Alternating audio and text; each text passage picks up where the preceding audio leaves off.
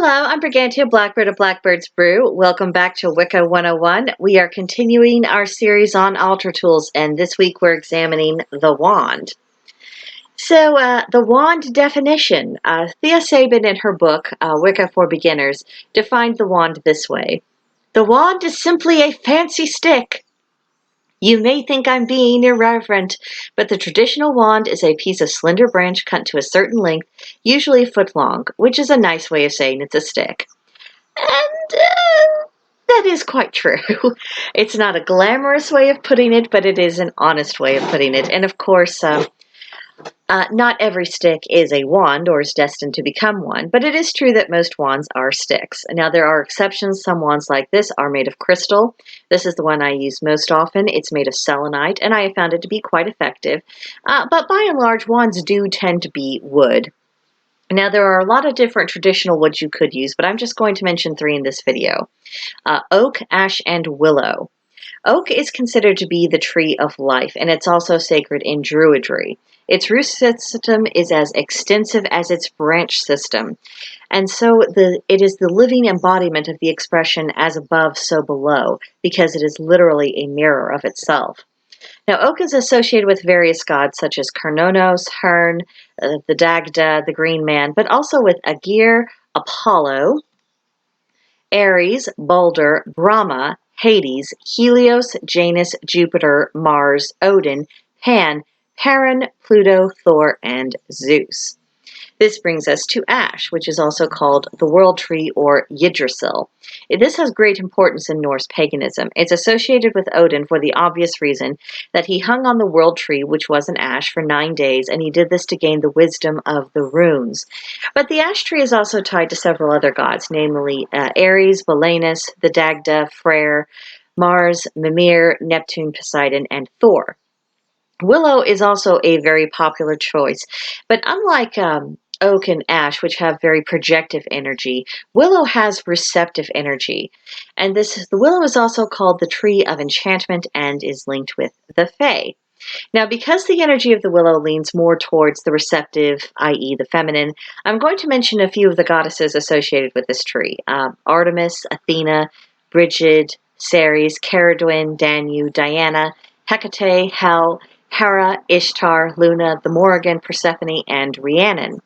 Now, the gods associated with the willow are Arawan, Belenus, Hermes, Loki, Mercury, Osiris, Poseidon, and Zeus. Oftentimes, wands are 12 to 18 inches long, but you can see that my own is a bit shorter. I would prefer it if it was longer, but that would be much heavier and kind of awkward. So if you do opt for a crystal wand, it's probably going to be a bit shorter, a bit more like 6 to 8 inches like this one. Now, wands can be quite simple. They can be in their natural state. Other people like to strip away the bark. Some people will carve symbols into their wands or decorate them by attaching crystals or ribbons or feathers, whatever the heart desires. You have a lot of room for creativity. And of course, the wand is associated with the element of fire or air, depending on the tradition. It is a phallic symbol for obvious reasons and is sacred to the god and to, associated masculine divinity. Now, the function of the wand is used for invocation. This means inviting the god and the goddess or other deities into the ritual circle. It's good for directing energy, such as calling the quarters, casting the ritual circle, or drawing magical symbols while during the ritual. And it's also quite good for banishing, whether it's the simple dismissal of energies and saying farewell to the gods at the end of ritual, or for more firm banishings when you're encountering an unfriendly energy. The wand can be used as a substitute for the athame for most purposes, and it's considered to be more polite than the athame. And this is why the wand would be used when dealing with the fae or when inviting the gods into your circle. Now, in her same book, Wicca for Beginners, Thea Sabin notes, "It's not polite or smart to wave a sharp, pointy athame at Athena or Loki, or indeed any of the other gods." I would like to second her sentiments on this issue, because as ceremonial as the athame is, it is still a blade, and blades do symbolize authority, commands, and aggression. The gods, and quite frankly the fae, are unlikely to appreciate that kind of attitude that the athame represents when it's coming from a human being. We shouldn't allow ourselves to forget of where we stand in the totem pole in the greater scheme of things. And we definitely shouldn't allow ourselves to forget of the status of the personages we seek to work with. If they are open and welcoming to having a more informal and relaxed relationship with us, that is for them to decide, not us. So just something to bear in mind as far as magical etiquette goes. And of course, as with all tools, the wand should be cleansed, consecrated, and dedicated before its first usage. And if you didn't see me mention this in the first video with the athame, we will be going into several of those methods after we've gone through the tools themselves. Now, alternatives. While you can buy a wand, there's usually no real need to. You can collect a wand from a stick that's fallen to the ground, or you can cut one from a willing tree. I do emphasize willing. It's important to seek permission and wait to get a sense of whether or not the tree has said yes or no. And this is done by placing your receptive hand against the tree, asking the question, if you mind, may I please take one of your small branches for my wand? And then just wait to see if you get a good feeling or a bad feeling, and that will be your yes or no answer.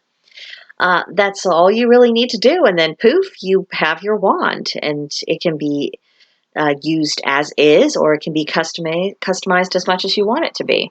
Alternatively, you can use your extended index finger as a wand, just as you would for an athame.